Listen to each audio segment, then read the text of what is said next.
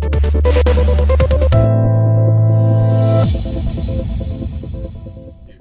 y'all, welcome to Parent Empowerment with Mandy Drogin. I'm Mandy. I'm just a mom sitting down having real conversations with real Texas parents about what's going on in our schools. And today we're honored to be joined by a professor at Texas Southern University, Dr. Michael Adams. Dr. Adams is one of the authors of the recent Texas 2024 survey trends, talking about what's going on across Texas, what parents are concerned about. And most notably, we find that empowering parents with school choice is wildly supported. Also joining us is Dr. Richard Johnson from the Booker T. Washington Initiative. We're going to dive into what Texas parents, including everyone across the spectrum, Republicans, Democrats, independents, Black, white, Hispanic, what everybody is demanding for their child's education. Dr. Adams, thank you for joining us. Thank you for having me, Mandy. So let's talk about this really groundbreaking, maybe it's not groundbreaking, it's something that I think that at least those of us involved in the parent empowerment movement have known, which is that the love a parent has for their child transcends race, political party, and the street they live on. But let's get into the polling that you were one of the authors on. Can you talk to us about the poll, what you all polled, who was polled, and the methodology behind it? Yes, thank you. Again, in terms of the polling process, I was joined on this project by the University of Houston Hobby School and also Rice University, Mark Jones and Jim Granato and Renee Cross. They were my colleagues in putting this poll together. We've been doing a number of surveys over the last couple of years looking at what we call Texas trends. And on this particular poll, we wanted to explore the issue of school vouchers or educational savings accounts. And to the surprise of many people in terms of what the science revealed, that there was a groundswell of support for school choice and school vouchers. Specifically, more than 2/3 of Texans supported school vouchers, and that was about 65% of our survey. And if we were to drill down, we looked at partisanship in terms of Republicans and also Democrats, but it also showed a large majority of both, whether you were a Republican or a Democrat, you supported this particular issue. This is very important. Before I get into the methodology in terms of looking at where we've come back in the last session of the Texas State Legislature and also with the special sessions call, certainly school vouchers or educational savings account or school choice has been a kind of hotly contested issue, but something that some people say that was dividing us. But I think what this survey revealed, that there's a consensus. And I think certainly that it should be top of mind going into the 2025 session in terms of what has happened in the primary election, where the governor has been brought into this. Now, in the poll itself, we had more than 2,000 individuals who were surveyed, all right? And this survey was conducted with a platform called YouGov, which is a very reputable polling company. If you're familiar with polls, we see polls every day, and there's a source out there called Real Politics, and where they rank order these polls. YouGov is one of the better ones, and making sure that they're accurate. And we try to look at, if you're going to do a YouGov poll, it's going to measure between 3% or 5% in terms of the margin of error. If you get outside of that, it's kind of like a roll of the dice in terms of whether or not this is scientific or whether it's accurate. And so here we get 2/3 of Texans supporting this. And I can talk later, but it was quite surprising that 70% of African Americans who were polled. And the way we disaggregated the poll, it was based upon the population of Texas. So 13% of African Americans were included in this poll, and you can also oversample to really get a deep understanding of how the communities that were a part of this poll really feel on this important issue. That's fantastic. And the questions that you all polled, you asked two questions to really understand what Texans were thinking about. So the first one you asked specifically used the terminology vouchers, which, as we know, has really been used as a pejorative by unions, associations, and anyone that really opposes the idea that a parent would be the ultimate decision maker in their child's education environment. So you used that one. And then you also used the term education savings accounts, which is different than a voucher, as we know. And this is really what Governor Abbott has been advocating for the past several years for every parent across Texas, and what we saw parents showing up at the Capitol and advocating for legislation to pass, which was those education savings accounts. So let's dive into, I'd really love to know, what was the impetus to use both terminology? Certainly was a part, I think, House Bill 1 in terms of looking at the whole measure in terms of educational savings account. But just like when you are polling the general public, you have to be able to operationalize and understand concepts. And what will happen, you find out that the public really don't have a deep-seated understanding of the difference between those two concepts. Now, what was very operable within this poll was whether or not the citizens or the primary voters in this particular case felt that money would be taken away from public education and the like. And I think that going back, looking at the last session of the Texas State Legislature and how this has been debated and shaped and formed as a policy issue in the state of Texas, you can be all over the place and not having an understanding for that. But I think generally, and this is really surprising, when you get 2/3 of Texans saying that this is something that should become public policy. I think that's a great point, is that Texans, this includes parents, but patriots, right, that understand that this is a fundamental right. The freedom that has, quite frankly, made America and Texas great, the freedom to make choices for our families, for our lives. I'm going to read off a couple of the specifics. So if anyone's watching, so we found, or you found in this poll, that 74% of Republicans support education savings accounts. 61% of Democrats support education savings accounts, and 73% of independents. Let's break it down to the partisan and race level. Black Republicans, 86%. Wow. Latino Republicans, 82%, and white Republicans, 71% support this. And then let's go to Democrats. So this is really, I love looking at these numbers because it's different than what we're seeing legislators voting, right? Of course. Okay, 69% of Black Democrats support education savings accounts. 59% of Latino Democrats support education savings accounts, and 58% of white Democrats support education savings accounts.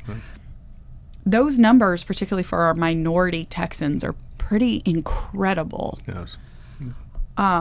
Fascinating. So, what do you see? What are you? I know that you're doing media. I know so many people. I mean, I keep getting people asking about this polling, particularly as it relates to minorities and Democrats, right? Because we just watched the legislation killed in the fourth special session, where Democrats block voted with about 21 Republicans to strip the education savings account out of a huge funding bill that was going to give $4,000 teacher pay raises, $7 billion to public schools. So let's talk a little bit about specifically the minorities who clearly are not being represented in the Capitol by their elected officials. So, Dr. Johnson, what are your thoughts? Thank you, Mandy, for having us. I think it's very important for us to understand. I think you mentioned that in your opening statement, that this is really not something new in terms of us knowing that the majority of Texans, it doesn't matter whether you're black, white, brown, what your race, religion, or your color may be, support school choice and freedom, education freedom. And we know that because this is an empirical study. You know, the survey is sort of empirical. but we also have another way that we kind of gauge people through research, and we call it naturalistic observation. And so through naturalistic observation, we had already been hearing at the ground level that there's a lot of support for school choice and education freedom. But I want to take this time and really thank Dr. Adams and his colleagues from both Texas Southern University, Rice University, and the University of Houston, because both University of Houston and Rice are Tier 1 research universities, and Texas Southern is the largest historically black university we have here in the state of Texas. And one of the things is that lends the empirical credibility from a scholarly world. Yes. Because it's one thing to say, okay, I feel the tea leaves, I see where it's going, I see where the wind is blowing. Yeah. But it's another thing to actually have scientific data along with the credibility of the institutions as well as the scholars within the institution, putting all of their, and this is not the only research that they do. Right. I mean, they do research in many different areas that's accredited to in a positive way to uplifting and opening new doors and innovation in America and Texas and America abroad. So that's the backdrop of this. And I think also what's important that we really get, and we've seen the mainstream media in Texas really grab a hold of this thing, and really across America, ABC, CBS, NBC, all your major outlets media outlets are grabbing this. But I think what's really important is when we get these headlines down into the grassroots. Yeah. When we get these headlines down into the grassroots, so because those are the people who, that's where the gold mine is. Yep. Those are the people who are saying, we want school choice, we want parent empowerment, we want education freedom. And this study, backed by these institutions with these scholars, really take us to another level of explaining that to the state of Texas, our legislators, and to the rest of the nation. Yeah. I think that, thank you for walking through the, not just the significance of the polling and the survey, but also that of the higher education institutions. And quite frankly, it's really exciting because while we've unfortunately seen a lot of higher ed institutions that have lost their way and been led by people down a path that is not what the science says, just this, ideology that that they're doing, and we've watched committees in Congress and things like that. I love that you point out that these are Texas institutions of higher education that are writing these poll questions, that are diving into this research, and that are hungry to find facts. Exactly. They're really seeking out the truth and actively sharing that information with others. And that is, it's easy to take swipes at a lot of those institutions of higher education, but it's something that we should all be very proud of, that we've got great institutions of higher education here that are willing to follow the facts, do the hard research, and present it with an unbiased view to the public. So thank you to you and your colleagues for being willing to do that. Especially, right now there's a culture. We just watched the Vice President Harris on her presidential campaign come and show up in Houston to talk to the teachers unions, who will have attempt to try and claim that somehow that empowering parents with choices first, that it could in any way harm the public school, which there's no empirical evidence to show that, first off, but also to almost gaslight Texans, right? Exactly. That, who are you going to believe, me or your lying eyes? I mean, exactly. Let me just drop one other thing in here, and I think it's important, because here's where we're starting to see a collide between politics and the academic world. Yeah. Because the politics of the day has put forward a narrative that education savings accounts is bad for you, vouchers are bad for you, educational freedom is bad for you. Anything that's not public education, and we're not against public education. It's a both and. You can have all of it. You can have all of these choices and these options. But now with empirical data saying, well, wait a minute, this is what the masses of the people want across the state of Texas. And I know that Dr. Adams and his colleagues probably received some pushback from that political force that's out there, because they already have a narrative, and here comes some data that's backed up by credible institutions and credible scholars that's on the other side of their narrative. And I'm sure that, and I know that they have gotten that pushback, and even suggest that they don't release their data or release their information. But but see, the benefit of scholarship, and all of our viewers need to understand, the benefit of scholarship is to find the facts, to seek out the truth. No matter whether it lines up on your views or against your views, but the truth is just the truth. The numbers are the numbers. Whether you love Richard Johnson or you hate Richard Johnson, 70% of African Americans in the state of Texas, according to this research, support choice. 72% support choice only for lower income, limited to lower income. But that's the data. That's the beauty of scholarship. And I want to thank, Dr. Adams and his colleagues for having the courage to stand on scholarly work and their commitment to the academic academy of doctors that have terminal degrees. And once you're a member of the academy, that's more powerful than the political narrative of the day. Is it so? You said something that got my antenna up. Is it true? Have you been asked to withhold some of your data? Not necessarily in those terms. I think the beauty in all of this is to have three universities to come together and to be a repository, not necessarily the final word, but to be a resource where there are policy issues that are being debated, whether public education will rank at the top, and also immigration and some of these things. But to be able to look to the universities in the state of Texas to lay out what's out there, as opposed to being led by emotional kinds of arguments based upon a particular political philosophy or partisan standpoint. And I think that's the difference in terms of education, because in my classroom, I teach all students, and so it's not imbued with an undergirding political philosophy. These are the facts, and the research should guide those conclusions.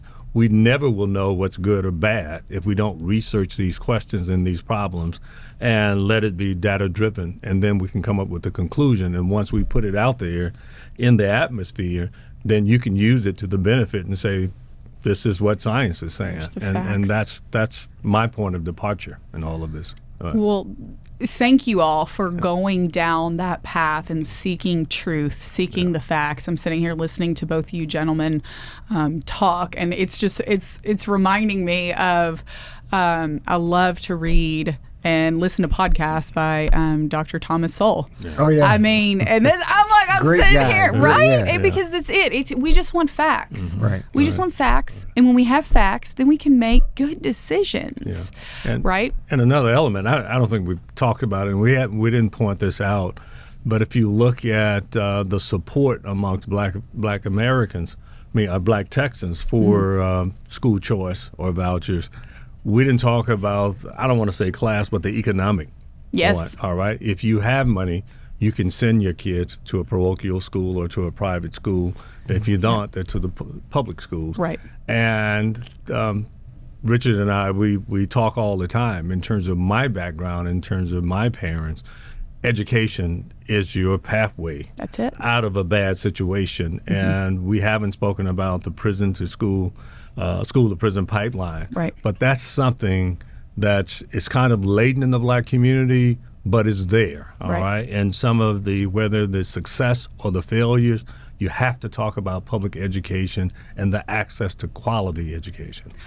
I love that. So let's talk about it. I know that, Dr. Johnson, you've done a lot of research on that school to prison pipeline. I know that you've done a lot of research, particularly about young men that are incarcerated and their undiagnosed learning disabilities. Yeah. And we absolutely need to talk about the failures that have occurred chronically for decades over to be perfectly honest, particularly within the lower socioeconomic status groups and those families that are minorities who have not been able to advocate for their children because they either don't know how or they don't have the resources. They're more concerned with putting food on the table than they are about being able to go and show up at the school board meeting. So talk a little bit about how all of that intersects and why this is so important. Let me say, thank you, Mandy. You're spot dead on, and Dr. Adams as well with this portion of the conversation. School to prison pipeline is real. And back to naturalistic observation, most of us who grew up and live in the African American community know that the school to prison pipeline is real. And so what people really start doing is they start saying, if they have an aunt who lives close to a better school, they actually use that address to send their kid over there to try to figure out a way to have some choice and take their child away from the area, their zip code, which is a bad poor area and bad school. But here's the thing. In the community, we've always known that around the third grade, you start to see whether or not a kid is going to make it in terms of school. You start seeing the grades. You say, okay, they start counting prison beds at third grade, And back, and you say, well, why is that? So what I did was I did some research on it, and I took a look at all of our folks that we have in TDCJ. And then I found out that 70% of them that are in TDCJ, 75% are reading at or below a fourth grade level. So reading, right? Now reading is a problem. If you can't read, you can't do math, you can't do science, you can't do the other critical areas. And so then I read some research that demonstrated that 80% of that 75% were diagnosed with dyslexia, but they were not diagnosed with dyslexia until after they were incarcerated and were going through the intake process in the prison. And I know that dyslexia can be dealt with at the third grade level. My youngest son was diagnosed with dyslexia, and my youngest daughter was diagnosed with dyscalculia. And I didn't know what dyscalculia was until my daughter says, Dad, I kept going over some math problems. She said, yeah, but I see the number this way. You see the number this way. I see the number that way, Daddy. And then we had her tested, and so she came up, and tested positive for dyscalculia. But here's the difference. Her dad's a doctor and her mother's a lawyer. Right. And so immediately we were able to say, okay, let's find the best here and the best there and go get it. And we're going to pay it. But what about the folks who grew up in my zip code that I grew up in? That's growing up in the zip code that I grew up in. They can't do that because they don't have the resources to do it. And so one of the things that choice gives them is an opportunity to find a school that does that. Most of your private schools, Catholic schools, Christian-based schools, they test for dyslexia at third grade. And so they start making, that's why they have such a high pass rate in math, reading, and science. Because if you notice in the NAEP report, that's the nation's school card, scorecard, the only groups that did not suffer from learning loss during COVID were your religious and faith-based schools. As a matter of fact, they went up a point in reading. simply because they address these issues early on, and then they remedy them. The public schools could do that. Now, Representative Toth passed a bill last session aligning dyslexia with learning disabilities, and brought it underneath learning disabilities.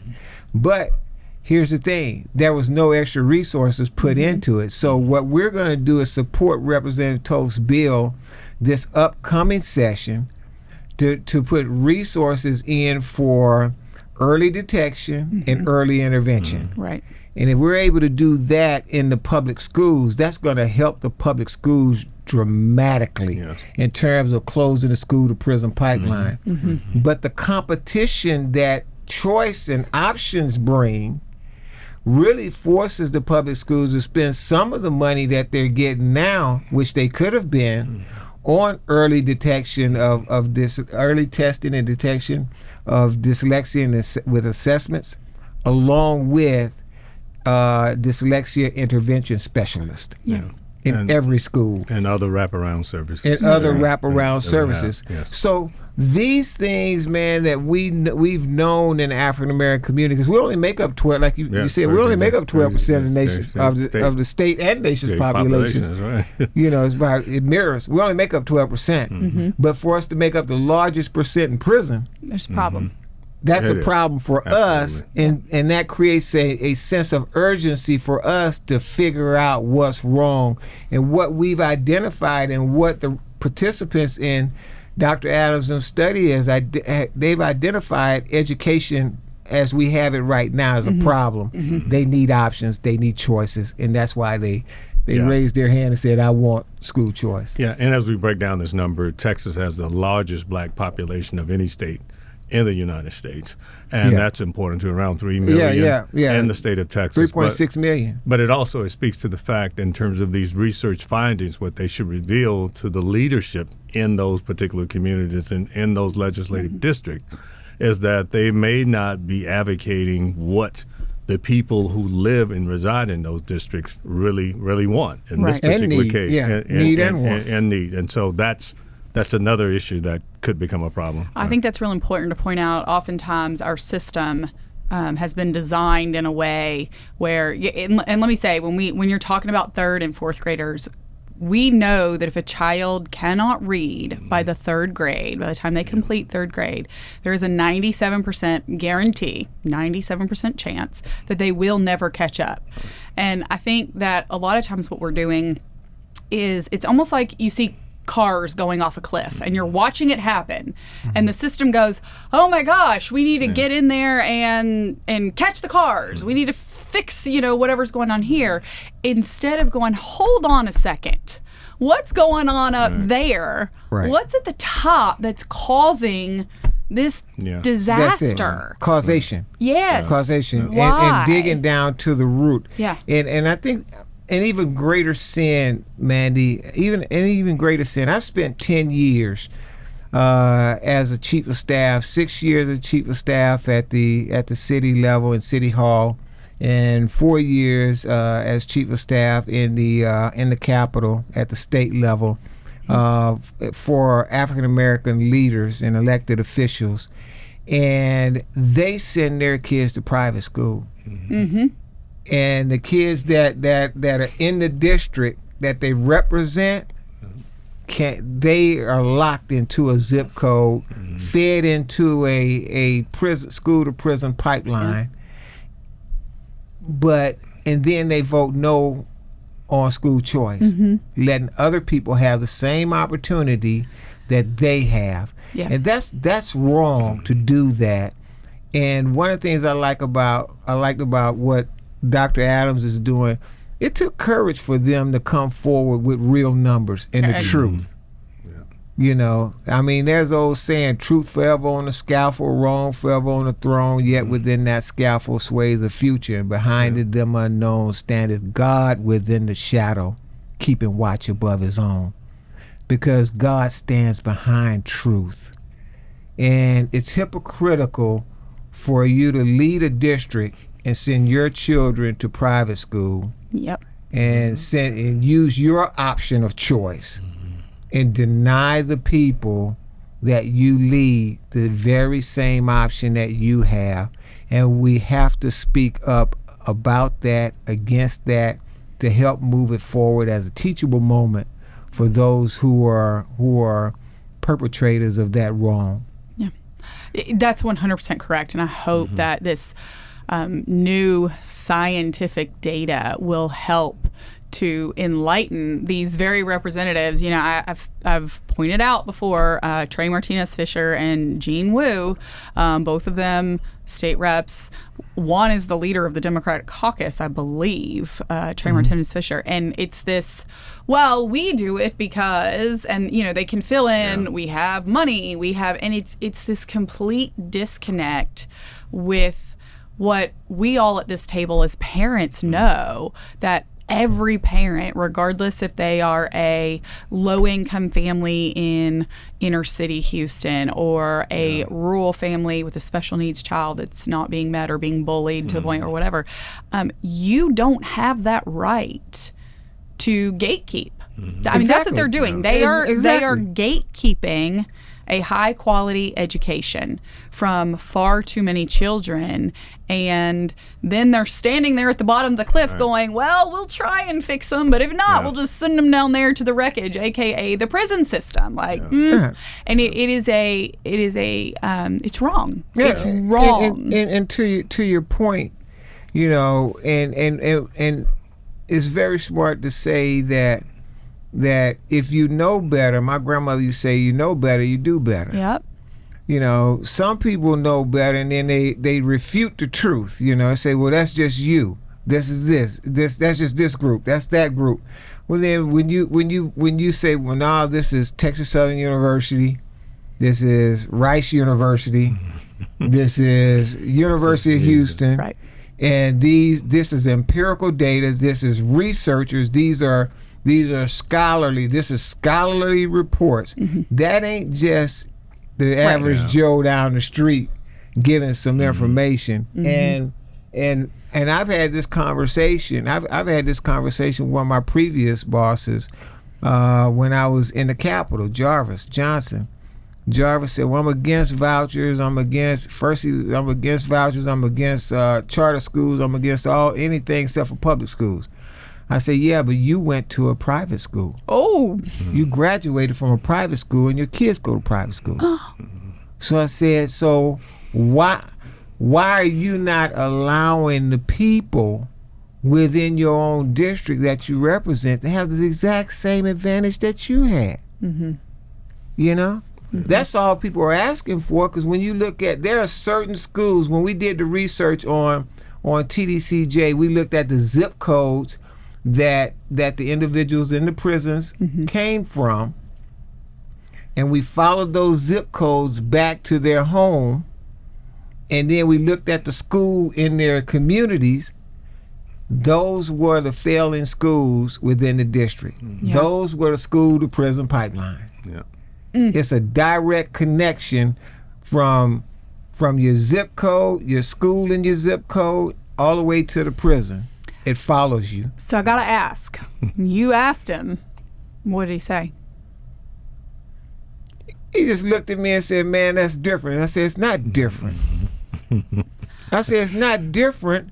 And matter of fact, what I did, the next thing that I did was I had someone compile some data for me on all of the charter schools in that district, and then tell me how many students were in those charter schools, and then how many parents of those students made up those charter schools.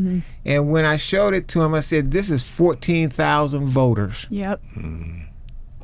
If I were your opponent, all I would do is go find them and tell them that you're against them. Yep.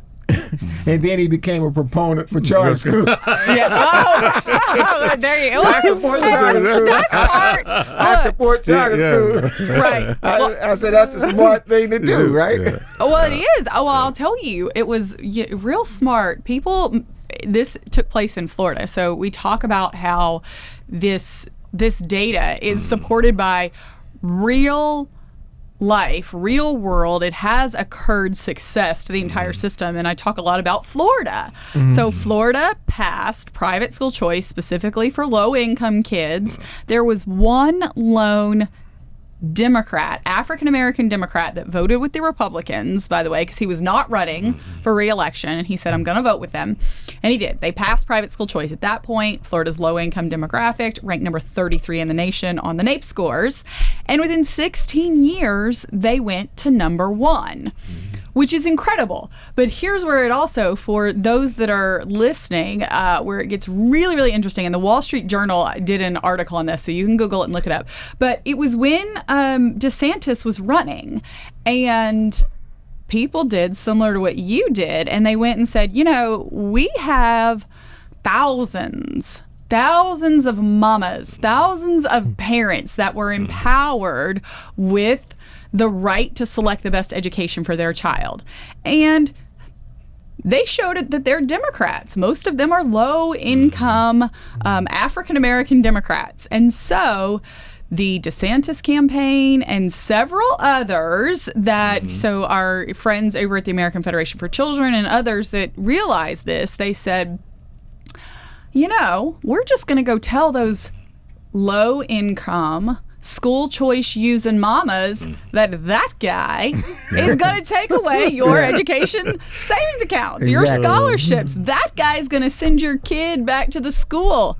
That's what he's saying on stage. Hey, that changes things. 40,000 of them swung the election in Florida because when you break it down to any policy issues, when you're talking about the love a parent has for their child, when you're talking about the fact that everybody knows this, that education is the gateway to success, particularly those who maybe didn't get a great education themselves, did not continue on to some sort of higher education or certification that have struggled. They want that for their child. And those mamas said, forget you, Democrat. I'm going to vote for that guy. And it really was, you know, fascinating to see. And when they looked at the numbers, like I said, you can look it up. That was the spread. It was those African-American low-income moms who were utilizing the Hope Scholarship there, and they said, you know, it's worth it. We're going to vote for the Republican because empowering parents, giving them the choice of where to send their child to school means everything to a parent. Absolutely. That's why, Mandy, that's why we cannot allow this research, this study, to be a secret. Yes. See, you know, Governor Abbott was spot dead on. It's like he had his thumb right on the pulse of Texans. I don't know how he knew it. I mean, he's the governor. He knows everything. But he had his thumb directly on the pulse of Texans, not just white Texans or urban Texans or rural Texans or Republican Texans, Texans, period. All of us. Exactly.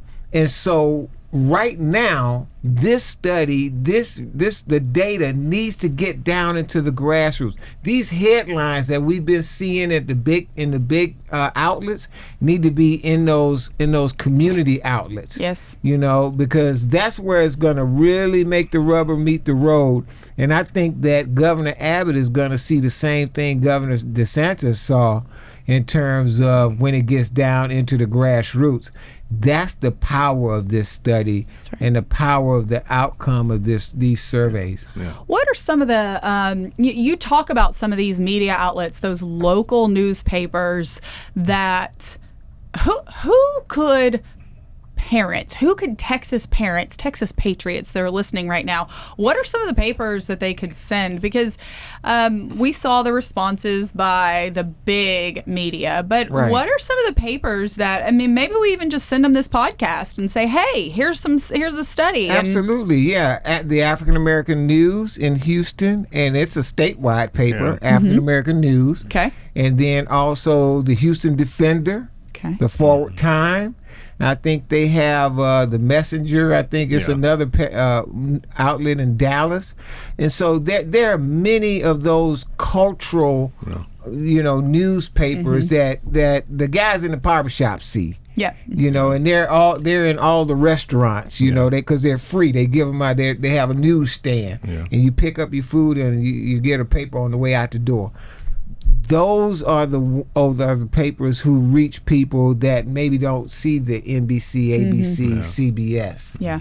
There's an ethnic news organization. I don't know if you're familiar with it, but they pull together 50 to 100 ethnic newspapers throughout the state of Texas. I think that's smart. We're going to send this to them. I think We're going to send it to them. That's smart because it gets it right down into the grassroots, you know? Yes. Yep. I mean, they need to know.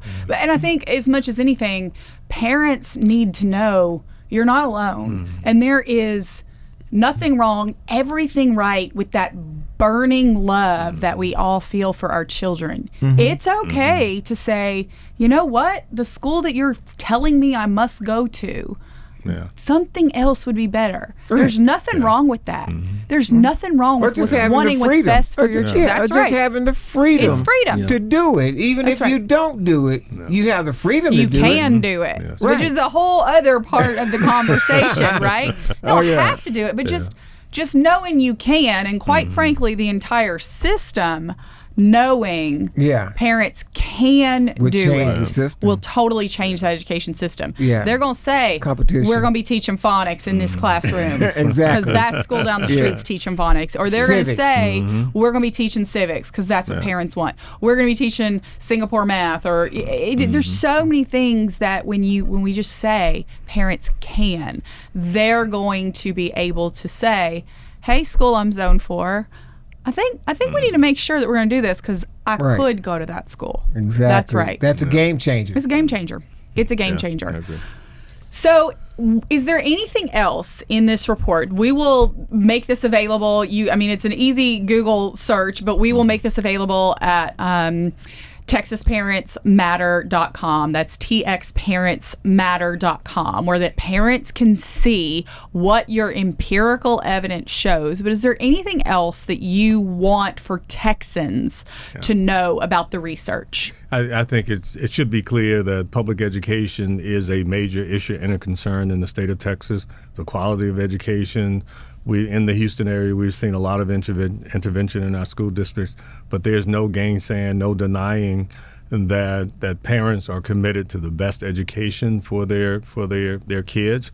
And this is something that we shouldn't be led by emotional decisions in terms of where you stand. It should be led by the data in terms of what the results read. And I think if that's is the takeaway, and it's not in this survey, it was revealed, even in the African American community, they still support public education. It's not like that, but you want the opportunity to do better because, again, most people, like Dr. Johnson has said, in the African American community, we know that that's our pathway to a better life. Right? Yes. Well, that's great. Thank you. Dr. Johnson, to the parents of Texas, particularly to the African American community that you are in, have grown up in, talked to, support, what would you like to say to the parents of Texas? Talk to them right there.